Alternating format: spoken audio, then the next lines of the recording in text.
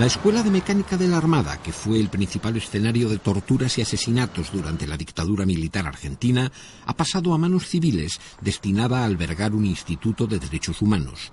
Y aunque todavía permanezca cerrado al público, algunos de los escasos sobrevivientes de este centro de terror político, donde desaparecieron 5.000 detenidos, acuden a visitar el lugar en que estuvieron secuestrados. Esta es una cámara de tortura.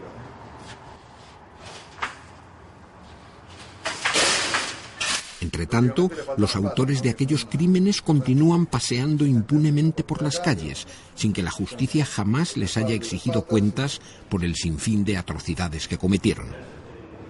Sin embargo, la reciente anulación de 2 leyes que fueron impuestas por los centuriones a un gobierno democrático débil permitirá que finalmente se castigue a los responsables del terror militar. Nosotros teníamos un sistema en el cual era posible condenar todos los delitos que se cometieran, menos los más graves. A partir de ahora también los crímenes de la dictadura pueden ser juzgados. Por eso el Centro de Estudios Legales y Sociales pidió hace ya 5 años que se declararan nulas las leyes de obediencia de vida y punto final que impedían juzgar a los grandes crímenes de la dictadura. A partir de hoy la Corte Suprema de Justicia ha dicho que esto es posible. La anulación de ambas leyes se esperaba desde agosto de 2003, cuando el Congreso de la Nación las declaró anticonstitucionales. Pero el fallo del Alto Tribunal solo se produjo tras una renovación política de sus integrantes, ya que los anteriores magistrados hicieron oídos sordos al clamor de la sociedad argentina. El final de la impunidad militar significa una nueva esperanza de que se haga justicia, pero una justicia demasiado tardía, porque algunos de los mayores criminales de la dictadura, como el general Camps, ya han muerto, y otros, como el general Riveros, tienen una edad tan avanzada que les eximirá de entrar en prisión. Unos 3.000 militares podrían ser citados por los tribunales y se espera que cerca de 500, de los que muy pocos permanecen en activo, sean acusados de torturas y asesinatos cometidos entre 1976 y 1983. En estos momentos, 147 oficiales retirados están procesados, pero cumplen arresto en sedes militares cuando no en sus propios domicilios, sin vigilancia alguna. Estas personas que cumplen condenas en sus casas, no solo están cumpliendo una condena, sino que siguen cometiendo un delito y siguen torturando. Siguen torturando porque esconden la verdad y siguen causando dolor en la sociedad a las personas que no saben dónde están sus desaparecidos.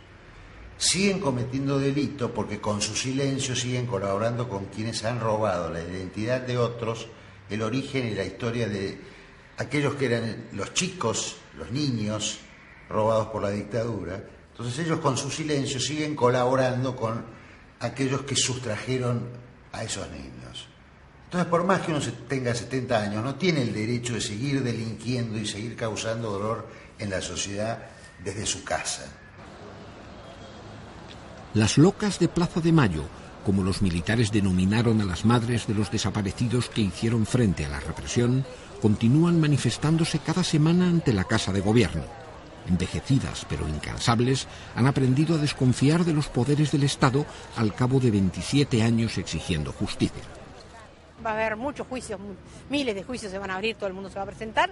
Lo que no creo que vaya a haber cárcel, esa cárcel que nosotros queremos, que vayan a ocupar las cárceles que ocupan los negros y pobres, a donde comen basura, a donde no tienen ni para bañarse ni para lavarse. Eso no va a pasar, ellos van a ir a los lugares privilegiados, porque ellos tienen muchos privilegios todavía.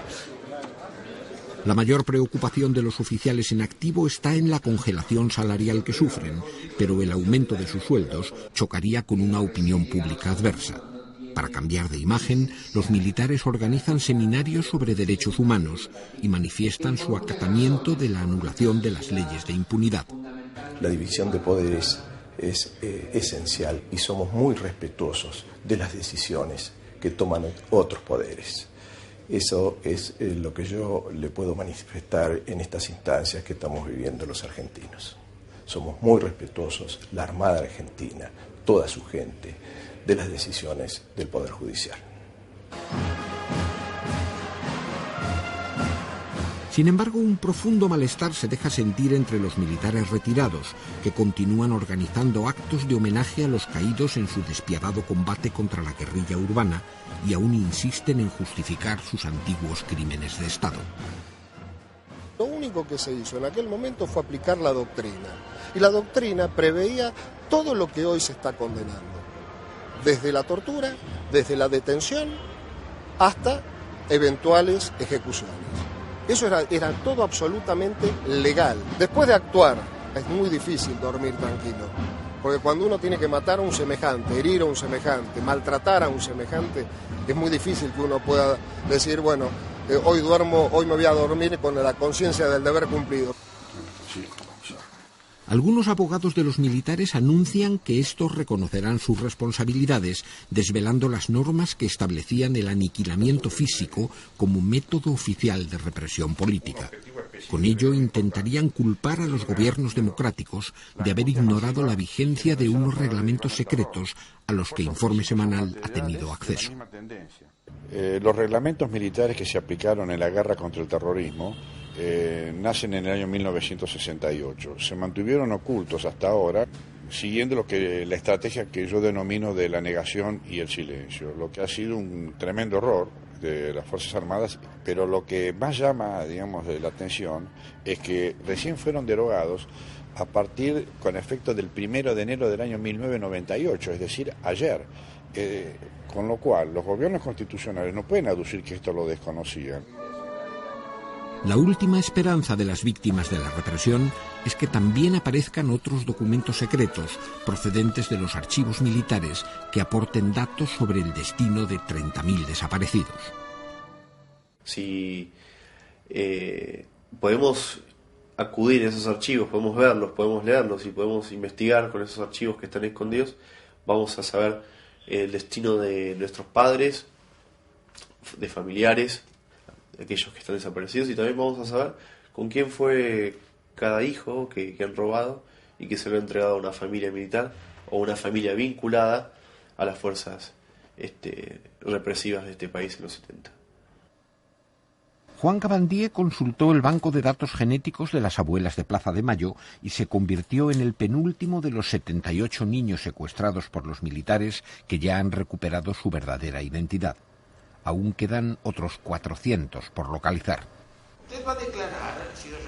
Durante 18 años, las leyes de obediencia debida y punto final impidieron cualquier actuación de la justicia más allá de los llamados juicios por la verdad, que aún tratan de esclarecer numerosos casos de asesinatos y desapariciones, pero sin posibilidad de juzgar ni castigar a los culpables. A una niña, Clara Naí, que desapareció en circunstancias que después hablaremos. Yo no recuerdo haber estado en ese lugar, mucho menos cuando se me pregunta si yo había retirado a alguna persona o alguna criatura en una bolsa de nylon.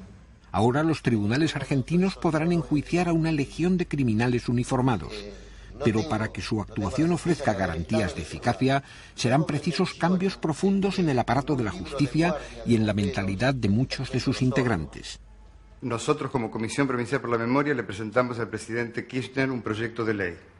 Esto ya fue hace un año atrás aproximadamente, para crear un cuerpo de fiscales móviles que se ocupen de estos juicios a tiempo completo, y además que se posibilite creación de salas especiales añadidas a las ordinarias para poder hacer un abarcamiento más completo de estos juicios.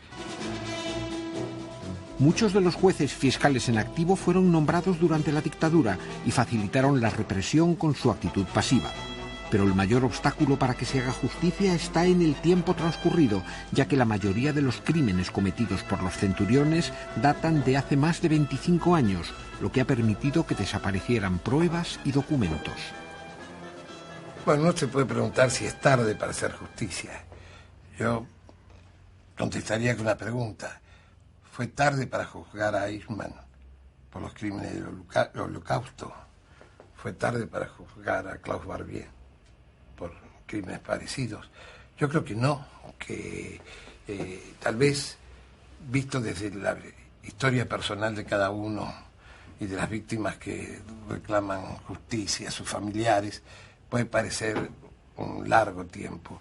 Visto desde la proyección histórica, lo grave sería que porque se demoró esa justicia se convirtiera en una injusticia eterna.